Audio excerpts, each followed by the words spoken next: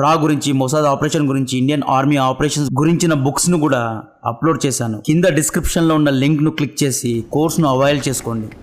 యూదులు ముస్లిమ్స్ మధ్య జరుగుతున్న గొడవల కంటే 10 రెట్లు ఎక్కువ కోపం, ప్రతీకారం షియా సున్నీ కమ్యూనిటీస్ మధ్య జరుగుతోంది. ఈ వీడియోలో అన్ని విషయాలు చెప్తా. అసలు షియా సున్నీ కమ్యూనిటీ అంటే ఏంటి, ఒకే మతానికి, ఒకే తల్లికి చెందిన వీళ్ళు ఇస్లాంను, ప్రాఫెట్ ముహమ్మద్ను నమ్మే వీళ్ళు ఎందుకు విడిపోవాల్సి వచ్చింది, ఎందుకు ఈ రెండు కమ్యూనిటీస్ మిడిల్ ఈస్ట్లో ఆధిపత్యం కోరుకుంటున్నాయి అనే విషయాలు తెలియాలి అంటే 1400 ఏళ్ళు వెనక్కి వెళ్ళాలి. ఇప్పుడు జరుగుతున్న ఇజ్రాయెల్ హమాస్ యుద్ధంలో ఇరాన్ గురించి మనం ఎక్కువగా విని ఉంటాం.